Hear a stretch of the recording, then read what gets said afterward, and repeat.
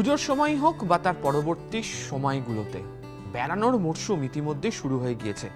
আর বেড়ানোর সঙ্গে রেলে ভ্রমণ কার্যত একই বা সমার্থক বলতে পারা যায়।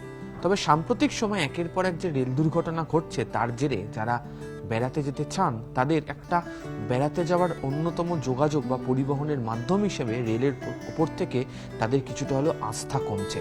অন্তত বিভিন্ন পর্যটন সংস্থাতে বেড়াতে যাওয়া নিয়ে যে সমস্ত ব্যক্তিরা তাদের বুকিং করতে যাচ্ছেন তাদের সঙ্গে কথা বলে তেমনই জানা যাচ্ছে।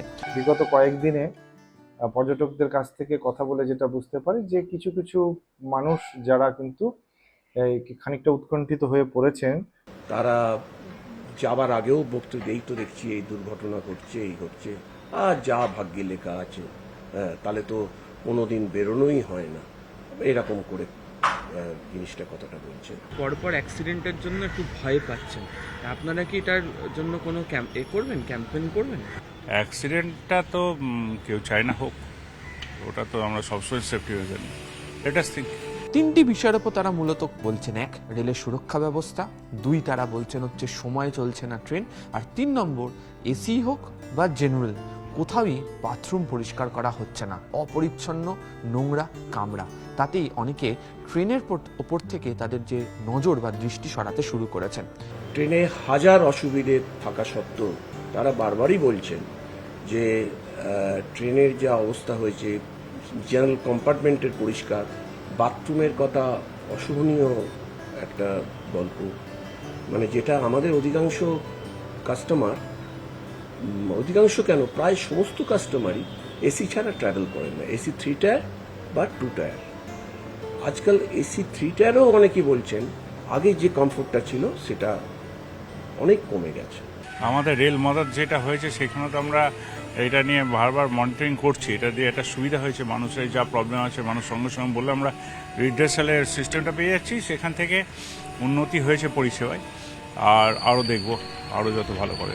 যারা দীর্ঘদিন ধরে শহর কলকাতা বা এই রাজ্যের সঙ্গে পর্যটন ব্যবসার সঙ্গে যুক্ত তারা অবশ্য বলছেন যে রেল ছাড়া বেড়াতে যাওয়ার ক্ষেত্রে গতি নেই। তাই তাদের অনুরোধ রেলের কাছে যে আপনারা যথাযথ ব্যবস্থা করে দিন যাতে সময় ট্রেন চলে, সুরক্ষিতভাবে যাতে ট্রেন চালানো যায় এবং অবশ্যই যেন পরিচ্ছন্ন ট্রেনের কামরা থাকে। রেলের ছাড়বার, বিশেষ করে পৌঁছনোর কোনো শিডিউল টাইম বলে কিছু নেই।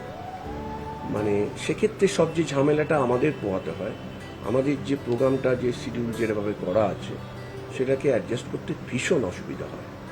কিন্তু আবার বললাম, এছাড়া রেল ছাড়া কোনো বিকল্প নেই। রেল যে ভারতের ট্রাভেল করার লাইফ লাইন এবং আগামী অনেক বছর সেটা থাকবে, এ বিষয়ে কোনো সন্দেহ নেই। মানে এটাকে গিলে খাওয়া ছাড়া আর কোনো উপায় নেই। আশা করব এরকম আর কোনো দুর্ঘটনা আমরা সম্মুখীন হব না এবং প্রত্যক্ষ বা পরোক্ষ কোনো রকম প্রভাব পর্যটনের ওপর এই যে ইদানিংকালের দুর্ঘটনা সেগুলো প্রভাব ফেলবে না। নামি দামি একাধিক পর্যটন সংস্থার প্রতিনিধিদের কাছে ইতিমধ্যেই জয়পুর, দিল্লি, পুরী বা দক্ষিণের একাধিক জায়গাতে বেড়াতে যাওয়ার জন্য প্রচুর আবেদন জমা পড়েছে এবং সেই অনুযায়ী বুকিংও শুরু হয়ে গেছে। তবে এই বুকিং করতে গিয়ে বহু ক্ষেত্রেই ট্রেনের টিকিট বুক করতে গিয়ে তাদেরকেও সমস্যায় পড়তে হচ্ছে। তার কারণ যারা বেড়াতে যাবেন তারা অনেকেই ট্রেনের প্রতি অনীহা প্রকাশ করায় সেটি বদল করে বিমানে করতে হচ্ছে। ব্যাপারটা হচ্ছে আগ্রহ দেখানোটা বড় কথা না, তার কারণ হচ্ছে অধিকাংশ মানুষের কাছে এর কোনো বিকল্প নেই।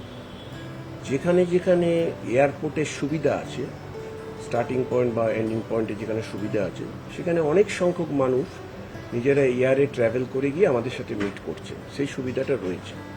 কিন্তু যেসব জায়গায় এয়ারপোর্টে নেই বা সকলের পক্ষে যেটাকে বিয়ার করা হয়তো সম্ভব নয়, তারা যাচ্ছেন খুব নিশ্চিন্তে তা নয়, অনেকটা ট্রেনে যেতে বাধ্য হচ্ছে। তবে প্রত্যেকেই আশাবাদী ভারতীয় রেল নিয়ে অনেকের মধ্যে একের পর এক দুর্ঘটনা ঘটার পর যে ধরনের একটা প্রশ্ন তাদের মধ্যে ঘোরাফেরা করছে সেখান থেকে তারা কাটিয়ে উঠতে পারবেন। ক্যামেরা খোকন দাসের সাথে আবির ঘোষাল, নিউজ 18 বাংলা ডিজিটাল, কলকাতা।